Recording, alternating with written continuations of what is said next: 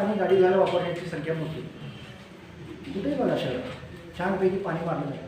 आणि लातूरला 8 दिवस पाणी नाही, त्याच्याही पलीकडे जा, महिला वर्गाला 7-7 किलोमीटर पाणी चालत जाऊन एक खंडाभर पाणी आणावं लागतं. हे आमच्या देशामध्ये कसं करू शकतो?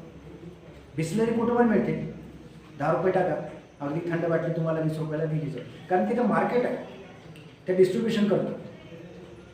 कुवत असेल त्या पैशाने घ्या वस्तू, हे मार्केट. म्हणून बाजारपेठेला शरण जा. जसं बुद्धम शरणम गच्छामी सांगितलं, तसं मार्केटून शरणम गच्छामी हे लक्षात घ्या की मार्केटला शरण जा. मार्केट काय म्हणतात ते बघा आणि तिथं तुमचं कौशल्य दाखवा. कौशल्य चांगलं दाखवा, तुम्हाला जग आहे. कौशल्य नसेल तर जगातून तुम्हाला कधी काढून टाकलं जाईल हे तुम्हालाही कळणार नाही. तर तुमच्या फोनवर काही मेसेज येणार नाही की यू आर डिलीटेड, तुम्हाला अगोदरच तुम्ही डिलीट. हे जर माहिती नको असेल तर एक अतिशय चांगलं कौशल्य आहे ते शेअर मार्केटचं. सगळ्या पद्धतीने इथं संपत्ती निर्माण होते. आजच्या कंपन्या आणखी मोठ्या होणार आहेत आणि या कंपन्यांच्यामध्ये तुम्ही जर गुंतवणूक कराल तर तुम्ही त्याचे खऱ्या अर्थाने मालक असता. मालकी मिळवणं एकतर स्वतः कंपनी काढली पाहिजे, नाहीतर ज्या कंपन्या चांगल्या चालल्या त्याच्यामध्ये थोडासा हिस्सा घेतला पाहिजे. वॉरेन बफेटने कुठलीही कंपनी काढली नाही, पण जगातल्या सगळ्या मोठ्या कंपन्यांची मालकी त्यांच्याकडे आहे. कारण 11 वर्षापासून ते कंपन्या घेत आहेत, विकत नाही आहे. मिळालेला डिव्हिडंड परत गुंतवतात, पैसे कमी जास्त झाले तरी चालतं. आणि तुम्हाला माहिती आहे का, त्यांचा जो वेल्थ मॅनेजर आहे तो कुठला अमेरिकेतला इंग्लंडमधला नाही, तो गुजरातमधला एक जैद म्हणून आहे. त्याच्या आईवडिलांशी त्यांनी एकदा संपर्क साधला. तुम्हाला आणखी एखादा मुलगा असेल तर द्या पाहिजे. त्यांना एकच मुलगा होता तो जैद. त्याच्याकडे ते पैशाचं व्यवस्थापन केलं, तो त्याचं व्यवस्थापन. म्हणजे आपण दुसऱ्यांच्या गाड्या सांभाळतो, दुसऱ्याच्या. बघा अमेरिकेकडे सगळ्यात टॉप कंपन्यांच्यामध्ये कोण आहे? भारतीय आहे. याचा अर्थ best of the best brain आपल्याकडे. आपण सगळ्यात जास्त निर्यात ब्रेनची करतो, कारण त्याला इथं काम नाही आहे. हा जो ब्रेन ड्रेन आहे तो सगळ्यात मोठा आपल्या अडचणीचा भाग आहे. आहेत आपल्याकडे चांगले लोक आहेत, सगळे आहेत. त्या सगळ्यांना संधी कशी मिळेल, नवीन प्रॉडक्ट काय करता येईल, नवीन पद्धतीने कसं चालता येईल, यासाठी हा सगळा बाजार काम करतो. बाजारामध्ये नवीन कंपनी स्थापन करायची असेल तर स्टार्टअपची फार चांगली कल्पना आहे. स्टार्टअपवरती आता खूप काही चांगले चाललेलं आहे. छोटी कंपनी सुरू करा. आणि आता आपल्याकडे अशा अनेक चांगल्या स्टार्टअप सुरू आहेत. युनिकॉर्न्स म्हणतात. युनिकॉर्न याचा अर्थ ज्यांची मालमत्ता 15,000 कोटीच्या पुढे गेलेली आहे, अशा कंपन्या. असं दररोज एक युनिकॉर्न तयार होते देशामध्ये. दररोज 10-12 स्टार्टअप तयार होते. आणि ते जर आपण एकच मिनिट 10 मिनिट फोन करतो. हां ठीक आहे. तर मित्रो, नवीन उद्योगाची संकल्पना डोक्यात घ्या. तुमचा ग्रुप तयार करा. एकटे राहू नका. तुमच्यासारखे 3-4 लोक एकत्र घ्या. स्वतःची कंपनी काढायचं डोक्यात ठेवा. आत्ताच रजिस्टर करा. ते काही बिघडत नाही. आणि मनात कायम ठेवा की आम्ही जगातली एक मोठी कंपनी स्थापन करत आहोत. छोट्यामध्ये समाधानच ठेवू नका. Think big. तुम्ही तसं व्हा. जसं छोटं समजाल तसं छोटं व्हा. म्हणून सकाळी उठल्यानंतर आरशात पहिल्यांदा स्वतःला गुड मॉर्निंग म्हणा, बाकीचं नंतर. कारण तुम्ही दिवस सुरू करता, तुमच्यासाठी सुरू करता आणि तो तुमचा असतो. आणि त्यासाठी मग चांगले मित्र गोळा. बऱ्याच वेळेला असं होतं की तुमचा वेळ खाणारे जे असतील ते सगळ्यात तुमचे पहिली 1 नंबरचे शत्रू. कमीत कमी वेळ दुसऱ्यांच्यासाठी घ्या, स्वतःसाठी जास्तीत जास्त घ्या सुरुवातीला.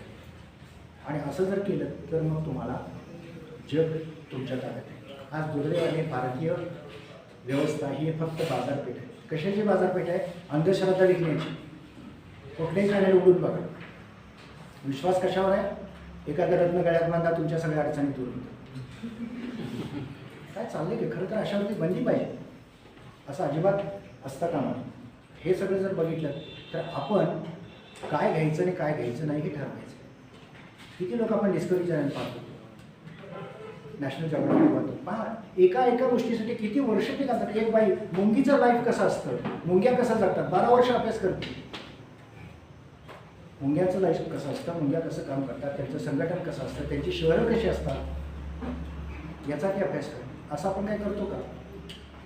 आपल्याला काय पाहिजे? 10 प्रश्न असतील तर त्यातल्या प्रत्येक प्रश्नाला ऑप्शन पाहिजे.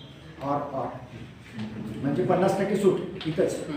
त्यातले पुन्हा 35% मिळाले तर तुम्ही पास.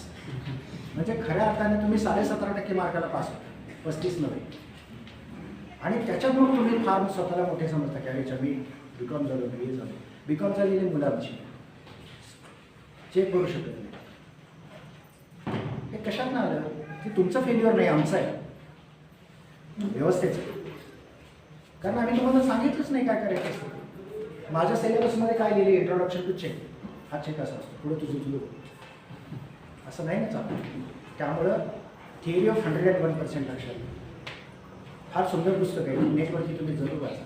थिअरी ऑफ 101% असं सांगतं की 99°C पाणी उकळतं, 100°C झालं की त्याची वाफ होते आणि वाफेची करामत ही गरम पाण्यापेक्षा कितीतरी मोठी. ही स्टीम आहे.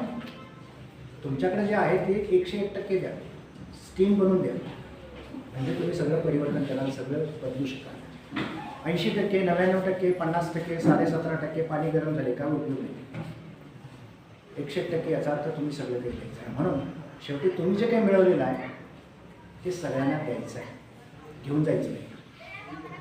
त्यामुळं जगा श्रीमंतपणे आणि मरा गरिबीत, म्हणजे सगळं देऊन मला. एक व्यक्ती थडग्यामध्ये जाते आणि ती म्हणते की इतकी सुंदर चांगली माणसं, श्रीमंत माणसं की लवकर मिळेल, त्याने काही दिलंच नाही जगाला, सगळं स्वतःजवळच ठेवून बसलो. भारतीय लोक याच्यावरती फार बसले आहेत. माझ्या नातवासाठी, आणखीन कोणासाठी पैसे गोळा करून ठेवले, स्वतः कधीही चांगलं खाल्लं नाही, चांगलं बघितलं नाही, पैसे गोळा केले आणि नातवाला दिले. नातवाला त्याची गरज तरी होती का? अजिबात. हे फार वेगानं बदलते. घर कुठं घ्यायचं? आज तरुण घर घेत नाही आहे, भाड्यानंच घेतात, कारण माहीत नाही नोकरी कुठं असेल, काय असेल. पण त्याच्या आजोबांनी घर घेऊन ठेवलं कोकणात, काय उपयोग त्याचा? तो म्हणतो की ते तुमचं तुम्ही बघा, त्याचे काय असतील तर पैसे माझ्या खात्यावर पाठवून द्या, मी आता अमेरिकेत सेटल झालो.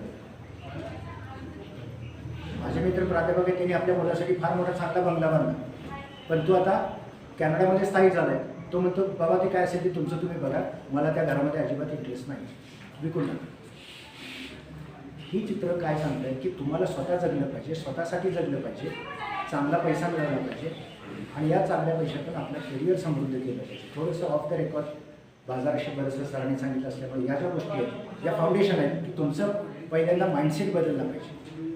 आपला माइंडसेट जर बदलला तर सगळं बदलू शकतं. आणि म्हणून स्टॉक मार्केट ट्रेनिंग पार्ट 2 आम्ही लवकरच सुरू करणार आहोत. अतिशय सिरियस, ज्यांना खरोखर शिकायचं आहे. हे सगळं इंट्रोडक्टरी झालं, 10 दिवसामध्ये फक्त ओळख होती, त्यातलं खरं काही कळत नाही. पण ज्यांना खरोखर सिरियसली घ्यायचं आहे, विशेषतः मी सरांना विनंती करायचं की आपले जे मित्र आहेत मराठीचे, तुमचे 280 प्राध्यापक आहेत, त्या सगळ्यांना एकदा निरोप पाठवा की तुम्हाला खरोखरच स्टॉक मार्केटमध्ये ट्रेनिंग घेऊन यायचं असेल तर जर तर मराठीचा अभ्यास आता तुमचा झाला आहे, कुठली कविता दिली तर तुम्ही सांगू शकता तासावर, त्याला काय आता घरी जाऊन परत अभ्यास करावा लागत नाही. म्हणजे आता तयारी करून शिकवणं हा भाग जवळपास कमी झालेला आहे. काही विषयांच्या बाबतीत असेल ते सॅच्युरेशन येते, पण उरलेल्या वेळाचं काय करायचं, एखादं नवीन कौशल्य आपण करूया. आणि आपल्याकडे इथं या कॉलेजमध्ये जेवढे सीट त्यांना मी ओपन ऑफर देतो की तुम्ही ठरवा, त्या दिवशी आम्ही येतो, तुम्हाला याचं ट्रेनिंग देतो. काही कोर्सेस आमच्याकडे फ्रीसुद्धा आहेत. सेबीचा मी गेली 12 वर्ष रिसोर्सपासून काम करतो. फायनान्शियल लिटरसीच्या क्षेत्रामध्ये सातत्याने मी काम करतो आहे. आणि माझा अनुभव असा आहे की जिथं जातो तिथं लेक्चर संपल्यानंतर 4 लोक माझ्याकडे येतात, नंबर घेतात आणि सांगतात की सर तुम्ही जर आम्हाला अगोदर भेटला असता तर आमचं लाखो रुपयाचं नुकसान टळलं असतं. म्हटलं मीच मला अगोदर भेटलं असतं तर माझंही टळलं असतं. जे व्हायचं ते झालेलं असतं, नंतर आपण आपल्यासाठी काम करायचं असतं. त्यामुळे इथं चकवे फसवे खूप आहे, जी बाजू आम्ही घेतलेली नाही. सरांनी एक बाजू सांगितली, पण हा रस्ता खूप निसर्ग आहे. जिथं खूप मोठं यश असतं तिथं तारेवरची कसरत असते. आणि म्हणून त्याही बाबी आपल्याला माहीत असतात. कारण इथं सरांनी सांगितलं तसं फक्त तुमचं अकाउंट आम्हाला द्या, तुम्हाला 5% देतो, 20% देतो, दररोज मेसेज पाठवत असतात. कसल्या प्रकारे फसवलं जाऊ शकतं याच्यासाठी रिझर्व्ह बँकेने एक खास बुकलेट काढली, राजू आणि 25 चोर, ही त्याचं टायटल आहे. त्याच्यापुढे बी अवेअर अराउंड नावाची बुकलेट होती, ती 40 पानाची होती, त्यांनी मराठीत केली. राजू आणि 25 चोर म्हणजे काय? मोबाईलच्या मार्फत, इंटरनेटच्या मार्फत, वेगवेगळ्या योजनांच्या मार्फत लोकांना कसं फसवलं जातं याच्या त्या 25 कथा आहेत. त्या पहिल्यांदा वाचा. कारण इथं येण्यापूर्वी, मार्केटमध्ये येण्यापूर्वी हेही तुम्हाला माहीत असलं पाहिजे. ती तयारी तेवढीच महत्त्वाची आहे. तुमचा मोबाईल खऱ्या अर्थानं तुमचा नाही. तुमचा मोबाईल, तुमचे क्रमांक चांगल्या किमतीला विकले गेलेले आहेत. तुमच्याशी कधी संपर्क साधायचा ते ठरवू शकता. तुमचा कॅमेरा आपोआप सुरू करता येतो. तुमच्यातले संवाद जे असतात, तुमचं बँक अकाउंट डिटेल्स जे असतात, मोबाईलला जे काही स्टोअर केलं असेल ते सगळेच्या सगळं माझ्याकडे दुसऱ्या सेकंदात येऊ शकतं. इतकंच नव्हे, आपल्या देशामध्ये जी वीज निर्मिती केंद्र आहेत, त्या वीज निर्मिती केंद्रामध्ये जे प्लांट्समध्ये सॉफ्टवेअर्स आहेत ते बरेचसे चायनीज आहेत. आणि चायना एका दिवसात भारतातली सगळी वीज निर्मिती थांबवू शकतो. इतकं डिपेंडन्सी आता मोठी झाली. त्यामुळे आम्ही स्वतंत्र आहोत, आम्ही इतके मोठे आहोत, त्याला काय अर्थ नाही. तुमचं बॅलन्स ऑफ ट्रेड काय आहे, तुमचं बॅलन्स शीट काय सांगते, तुमचा रुपया घसरतोय का वाढतोय हे सांगा. आणि ते खरं तुमची टेस्ट आहे. का तुमचा रुपया घसरतोय? तुमचा कमकुवतपणा आहे. त्याशिवाय दुसरं काही नाही. तुम्ही इम्पोर्ट काय करताय? 87% ऑइल इम्पोर्ट करताय. फक्त 13% तुमच्या देशात तयार होतं. आणि दररोज एक नवीन गाडी बाजारात येते. आता तर आपण EV सांगतोय. काय EVचं कौतुक आहे? इलेक्ट्रिक व्हेकल्स कशावर चालतात? बॅटरीवर चालतात. ही बॅटरी चार्ज कशावर करणार तुम्ही? इलेक्ट्रिक. ही कशी तयार होते? कोळसा जळून. म्हणजे तेवढा कोळसा जळला नाही तर तुम्ही काय करणार आहात तिकडे? हे सगळं लक्षात घेतलं पाहिजे. म्हणून तुम्ही असं काहीतरी करा की ज्याच्या बाबतीत यातनं प्रश्न सुटतील. यासाठी लक्ष द्या. यासाठी ब्रेनस्टॉर्मिंग सेशन तुमच्यात ठेवा. 4-4चे ग्रुप करा. काय नवीन करता येऊ शकेल, कुठलं प्रॉडक्ट आपण देऊ शकतो, छोटं असेल पण ते करता येऊ शकेल. ज्यातनं प्रश्न सुटतो अशा वस्तूला, अशा सेवेला बाजारात किंमत असते. आणि हे जग एवढ्या वेगानं बदलते की आता नव्या सेवा इतक्या वेगानं येत आहेत की टायपिंगची मला आता गरज नाही. मी जे बोलतो ते इथं टाईप होतं. मला अकाउंटिंगची तर गरज नाही. ते सगळं सांगतं काय करायचं. आज सगळं मशीन बेस झालेलं आहे. अल्गो ट्रेडिंग हा नवीन प्रकार आलेला आहे. तो कदाचित आपण पुढच्या वेळेला बघू.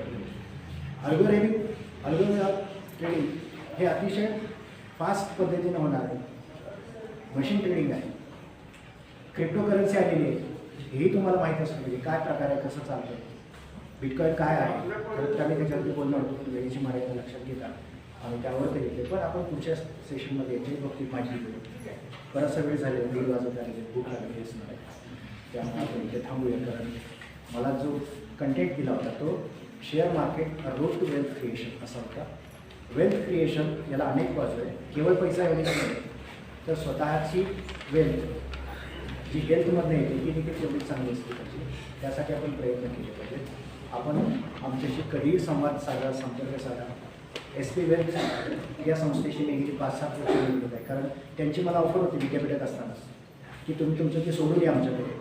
तुमचं तिथं एवढा पगार असेल त्याच्यापेक्षा आम्ही तुम्हाला जास्त द्यायला तयार आहोत. ही ऑफर असल्यामुळेच मी त्यांना रिटायरमेंट नंतर जॉईन झालो. माझी प्राईस तीच राहील म्हटलं रिटायरमेंट नंतर देखील. आणि मी दररोज तुमच्याकडे येणार नाही. येईन 3 ते 4 दिवस माझ्या सवयीनं मला वाटेल तर येईल.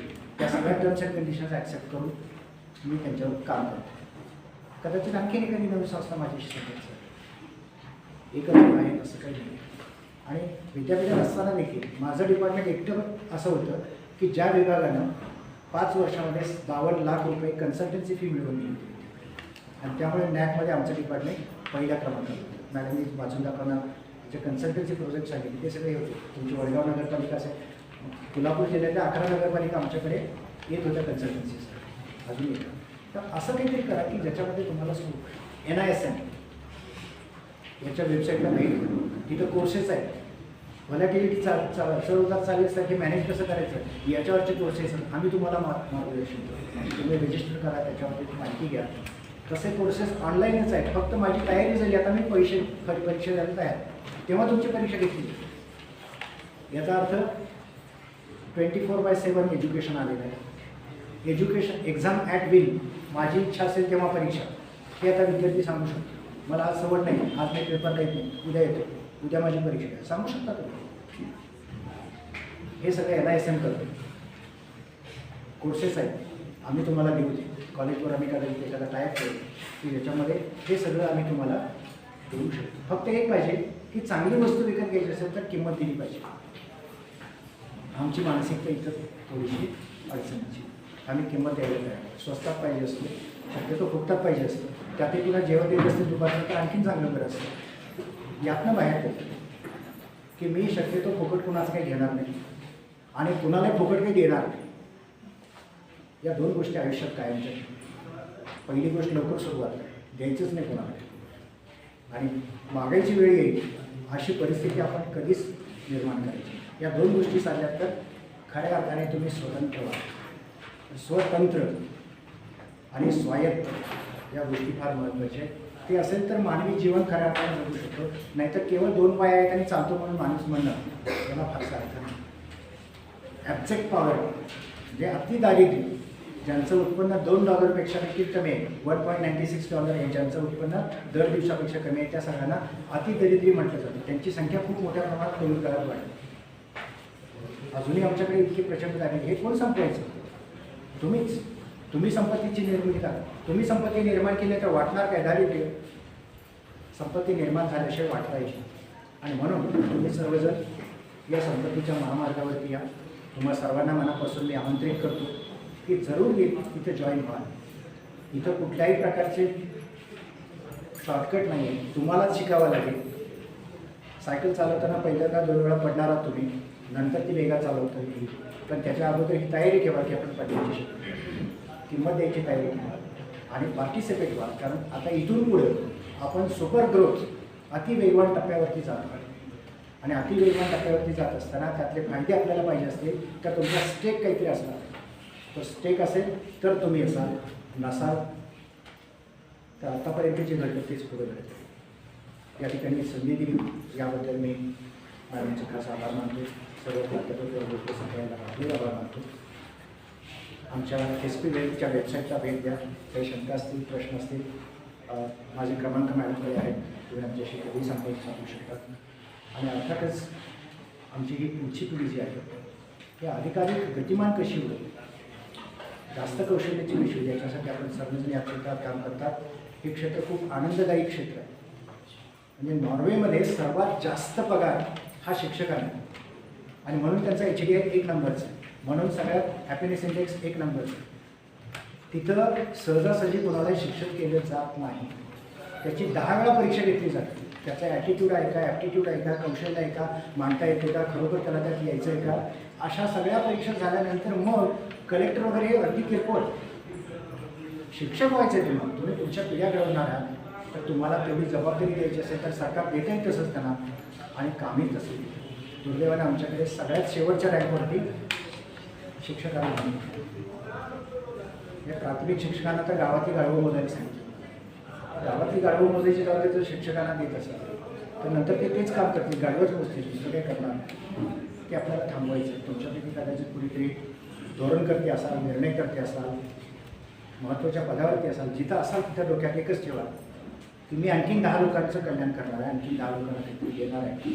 आणि हे दररोज असं जर देत राहिलं तर निश्चित किती करू शकाल. पुनश्च एकदा आपण दिलेल्या सहनशक्तीबद्दल कारण सगळ्यात शेवटी मला संधी दिली. आता मी तशी मुद्दाम त्यांना सांगितलं होतं की तुमचं तुम्ही बोल आणि आपण सर्वजण ऐकलं. याबद्दल आपल्या सर्वांना मनापासून धन्यवाद. थँक्यू.